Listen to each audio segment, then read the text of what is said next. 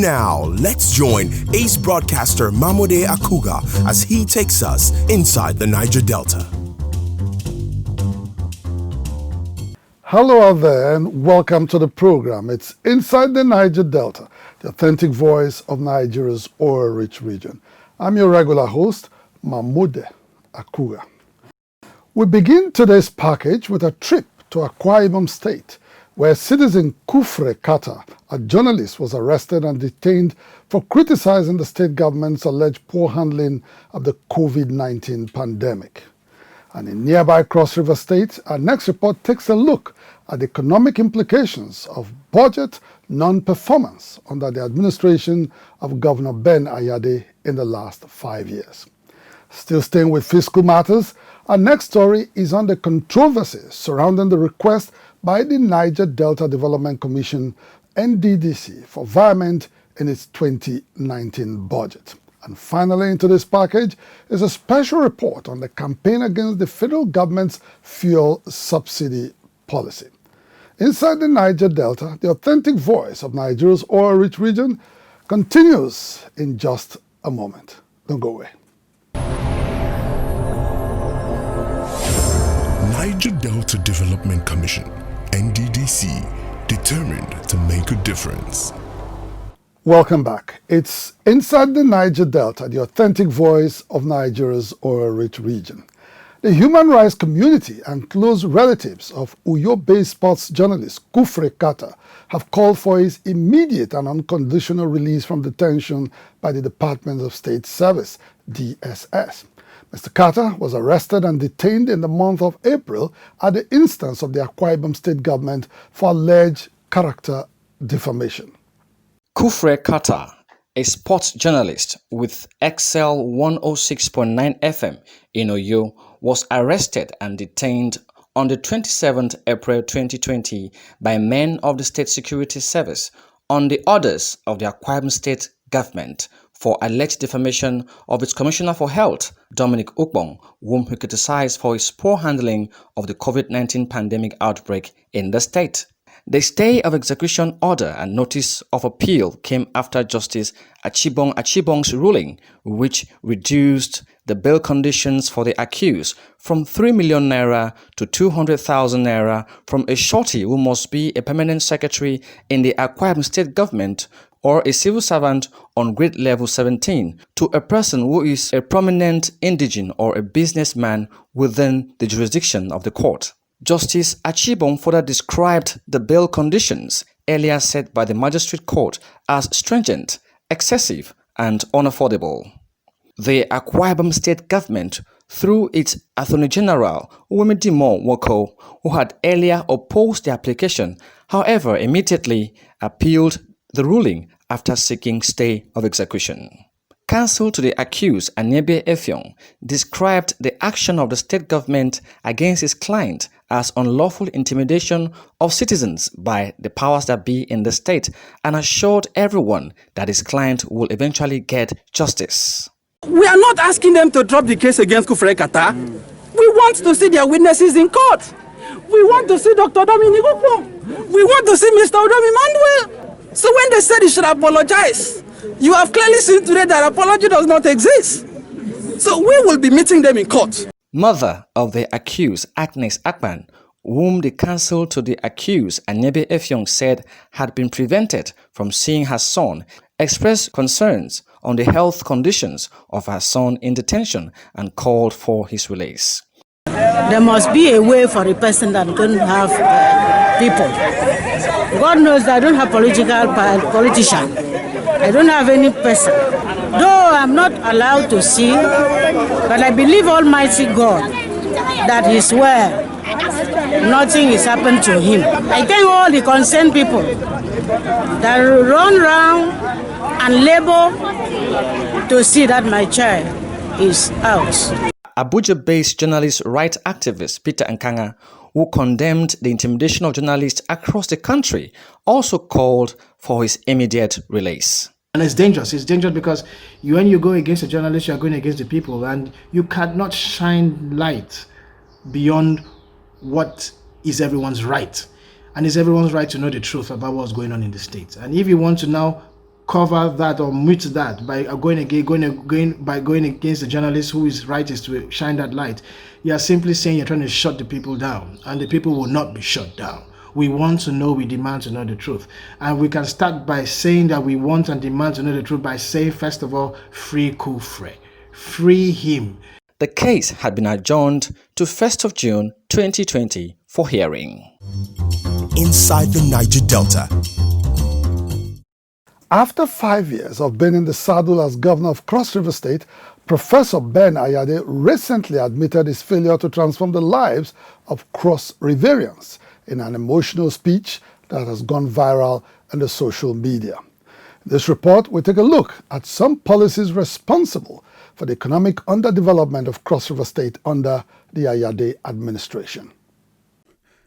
While inaugurating the anti-tax agency, Governor Ben Ayade regretted that after 5 years in office, there were still people living in thatched houses in his state. Halfway into his address, he became emotional and even tearful. I just think that somewhere God will just help me, because I really wish I could really help. I really wish I could help. It's very painful, truly. I can't put 5 years and I've not been able to do the change I wished. Please help these people. I know of some small people whose businesses are closed. According to Governor Ayade, things have not gone the way he envisaged for his state. It was indeed a moment of realization, confession, and an admittance of failure in governance. Truly, I never knew that 5 years into office as governor, I would still find somebody who could live in a thatched house in Cross River State. I almost cried because I knew how prepared I was, but it didn't end the way I had dreamt for the state. Governor Ayade may not have succeeded in governance in many sectors, but his agricultural revolution can easily be described as an ambitious, life-changing, and a wealth creation program for Cross River State. He's currently working on making the state the rice hub in West Africa. Currently, Cross River State is distributing rice seedlings to several states in Nigeria. Today we are supplying 17 states, but our capacity to take care of the entire state, it was actually installed and designed to take care of West African demand. Governor Ayade's agricultural program, even at its teething stage, can be described as a revolutionary success. This has earned him the respect of many Niger Deltans and indeed Nigerians. However, that is where Governor Ayade's success story ends. As Ayade himself has admitted, after 5 years, he has not been able to positively transform the lives of some Cross Riverians, and this is because in the last 5 years, Governor Ayade of Cross River State has essentially been engaged in the building of castles in the air. Cross River State, which used to belong to the League of Oil-Producing States, is no more an oil-producing state on account of a Supreme Court judgment that compelled the state to cede its previously owned 76 oil wells to its neighboring state of AKWA. Cross River State currently earns an average of about 3 billion naira monthly from statutory allocation and an average of about 2 billion naira monthly from internally generated revenue. With an average of between 60 and 70 billion naira as annual income, it is rather strange that Governor Ayade keeps on budgeting annually ridiculously high amounts in excess of 1 trillion naira in spite of the fact that his budget performance is always very low because he simply cannot manufacture the funds to finance such outrageous budgets anywhere. In 2018, he budgeted 1.3 trillion naira and named the budget as Budget of Kinetic Crystallization. In 2019, it was Budget of Kabbalistic Densification, and it was for 1.04 trillion naira. This year, 2020, Governor Ayade presented a budget of 1.1 trillion naira, which he tagged Budget of Olympotic Meristemasis. Apart from the confusing and meaningless budget captions Governor Ayade introduces into his annual budget rituals, he has put on a display of inanity that calls to question the quality of political leadership in the country. As the saying goes, if you fail to plan, you have planned to fail. A governor without a realistic and at least a partially implementable budget is obviously a governor that has planned to fail. So Governor Ayade, who by implication has planned to fail with his unrealistic and unimplementable budgets to weep openly while admitting his failure as governor of Cross River State after 5 years, is to say the least irksome to most Niger Deltans and indeed Nigerians.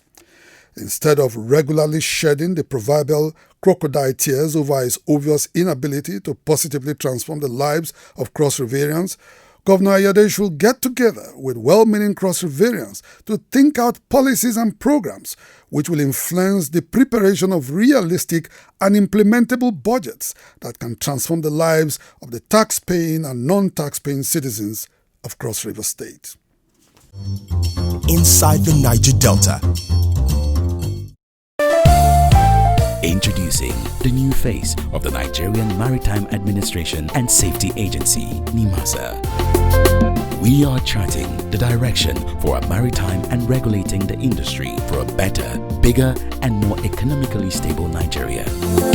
Evolved to serve you better. We are NIMASA. New face, rejuvenated service. NIMASA, changing the tides in your favor.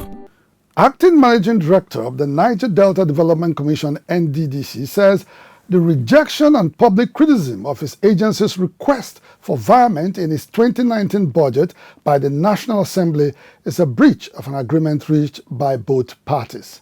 Speaking to Inside the Niger Delta recently in Port Harcourt, Professor Ponde described the lawmakers' action as counterproductive to the quest for rapid development of the Niger Delta region. Correspondent Chika Bodozie has more.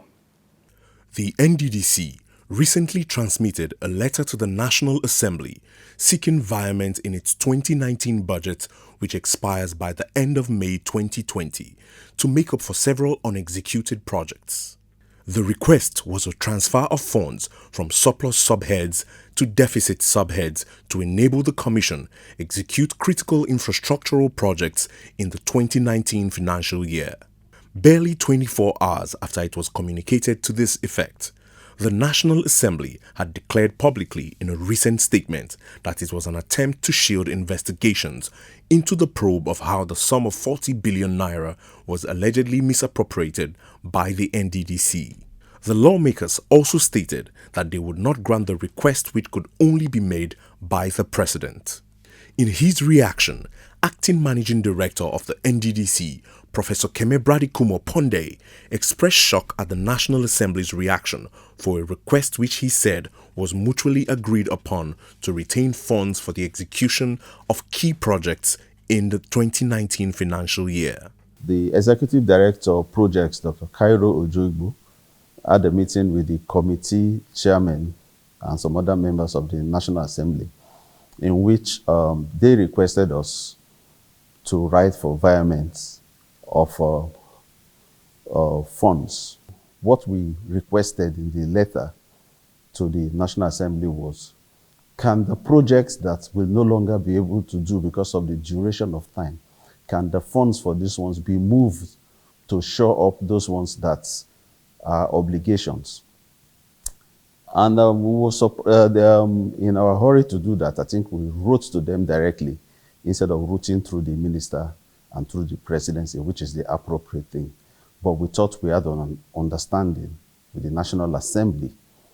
And surprisingly, the next day we saw in the papers, we were asking for VIREMENT of funds to cover for fraud.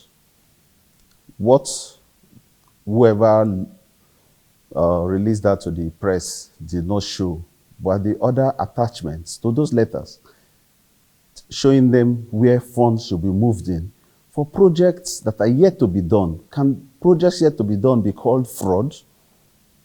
Paying counterpart funding for IFAD Life ND program that will change agriculture in the Niger Delta. Can that be called coverage of for fraud or for fraudulent activity? I think that's very uncharitable. The truth needs to be told.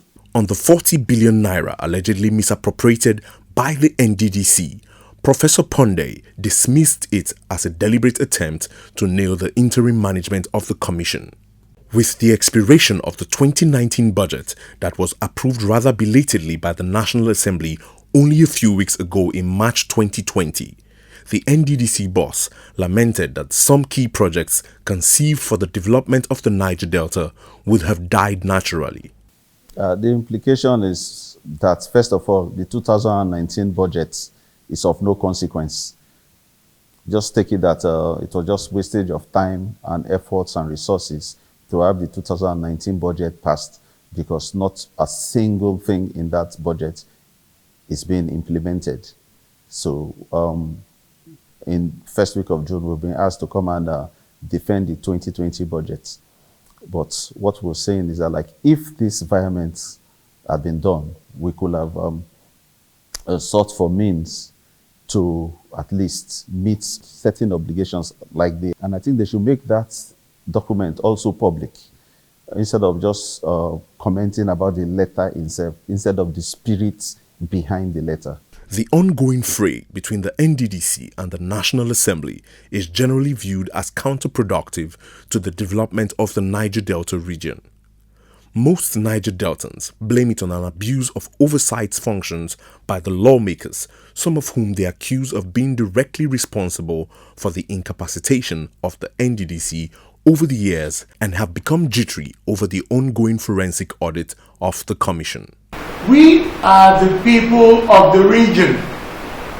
We are the ones who have been demanding for a forensic audit of the NDDC.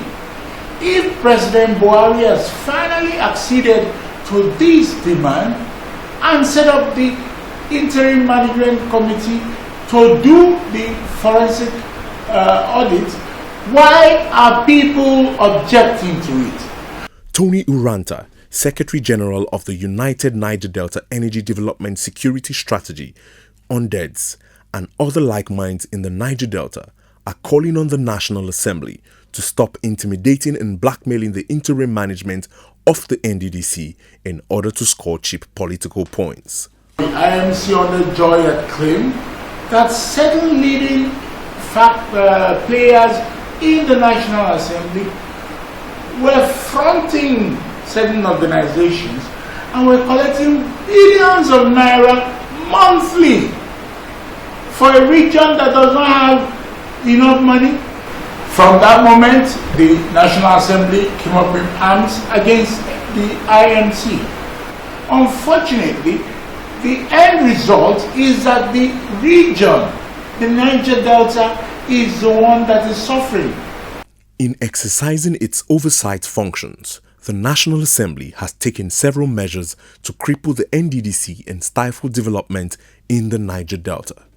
For instance, it has directed the Commission to stop payments of historic debts linked to emergency road contracts awarded by previous administrations. The directive is in spite of the fact that most of the beleaguered contractors were not financially mobilized to execute such contracts and as such have been rendered bankrupt. It is the considered opinion of most Niger Deltans that members of the National Assembly live above board in oversighting activities of the NDDC. They also want the lawmakers to support the ongoing forensic audit of the Commission that is aimed at reforming its processes in order to effectively carry out its mandate as an intervention agency in the Niger Delta. Inside the Niger Delta. Some concerned professionals in the Niger Delta have asked the federal government to demonstrate sincerity in the removal of its fuel subsidy policy that has grounded the national economy over the years. Their demand is coming on the heels of a lack of a policy framework to effect an immediate phasing out of fuel subsidies as announced in March this year by Group Managing Director of the Nigerian National Petroleum Corporation NNPC, Malam Mele Kyari. Correspondent Lovely Ofigo completes the story.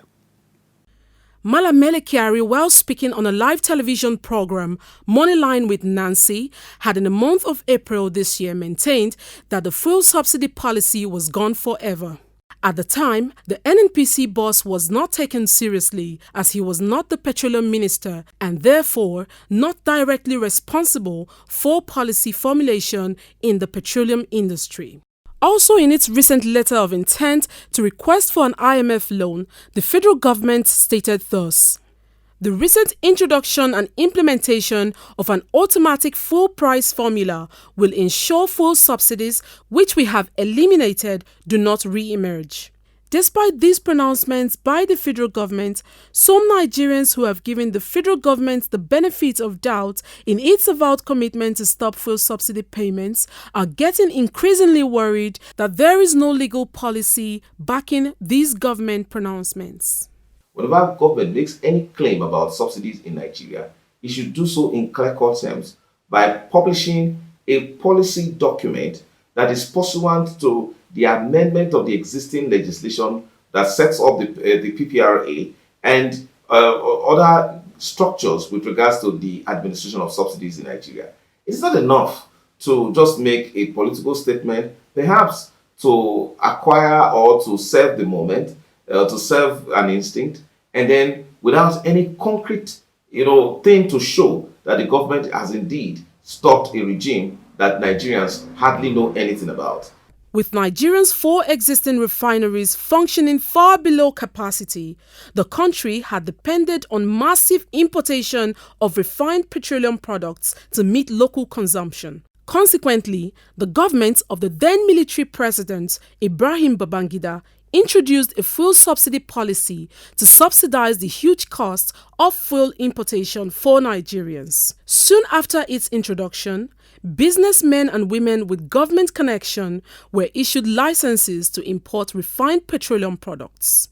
They had devised a strategy of buying refined petroleum products from local refiners at giveaway prices, only to deliver the same products to the federal government at skyrocketed official prices. The fuel subsidy policy turned out to be a scam, benefiting only the rich and costing the country over 1.5 trillion naira between 2018 and 2019. I believe that this is the best time to say complete and total no to subsidy regime in this country. We cannot sustain it and we cannot accommodate it anymore, especially in this period of cash crunch as a result of the COVID-19 pandemic that is ravaging the world and even Nigeria. The federal government's recent claim to have ended fuel subsidy payments obviously was a reaction to the slump in oil prices occasioned by the COVID-19 outbreak across the globe. And for most Nigerians, it was just a reactionary approach to an unexpected economic calamity that should be taken with a pinch of salt. You cannot tell us in 2016 that you are not paying subsidy, thereby increasing the price of PMS. Who is subsidizing for who? This subsidy is not helping us. It's only putting money in the pockets of a few. And those few are not also relating that money down to the local economy. So I think for me, the issue around subsidy should be scrapped immediately. Between 2006 and 2018, a total of 9.84 trillion naira was spent on subsidy payments. These dubious and unnecessary subsidy payments has robbed Nigerians of infrastructural development as well as investments in key socio-economic sectors. For the same amount spent on subsidy in 12 years, Nigeria could have constructed 19,686 kilometers of roads across the country at 500 million naira per kilometer. 1,968,000 Nigerians could have been educated and skilled with quality tertiary education at 5 million naira each. To solve our electricity crisis, a total of 27,342 megawatts of solar electricity could have been added to the national grid at 360 million naira per megawatt. Without a doubt, the subsidy payments have deprived Nigerians of so much, and they say now is the time to end it without a possibility of it re-emerging. When we have complete and total deregulation of the petroleum downstream sector in this country, different filling stations based on what you import or what you are able to do, you should say at different prices, see that competition coming up. So at that point, the market forces determine the price of this product, and you see the whole system going. Then the billions of naira that was being stolen in the name of subsidy will be channeled into other development projects for Nigerians in the country, because this is what has lasted over the years. And the Buhari administration, I'm putting it to him that if there is anything we want from him now, is to tell us that we don't longer pay subsidy on these products. Right now be the time to deregulate. And then in that way, you scrap PPPROA and then FEP. Scrap these bodies, because we don't need them. If you do that, I can tell you we can sell petrol right now, PMS for 30 or 40 naira per liter. If you do that today. But I don't know the problem with the government interest. Today is the only NPC that is importing. They are the only people paying subsidy. So how much they are using to import, we don't know. How much the subsidy is, we don't know. They are the regulators, they are the marketers, and they are the distributors. I mean, where does that happen? The scam around the fuel subsidy policy is said to have been perpetrated by a powerful cabal in the Nigerian system, which President Goodluck Jonathan could not contend with when in 2012 he attempted to bring it to a halt. For President Muhammadu Buhari, who prior to his election had expressed misgivings about the policy but later went ahead to implement it, this is the time to put a final stop to a major drain pipe that has paralyzed the Nigerian economy over the years. Inside the Niger Delta. And with that report, we draw the curtain on the program. Inside the Niger Delta, the authentic voice of Nigeria's oil-rich region, will be back same time, same station next week. Until then, you can follow us on our social media handles showing right now on your screen. Until same time next week, remember to always wash your hands, maintain proper hygiene, and keep safe social distance to avoid contracting the COVID-19 disease. My name is Mamode Akugha. Thank you all so much for watching, and bye for now.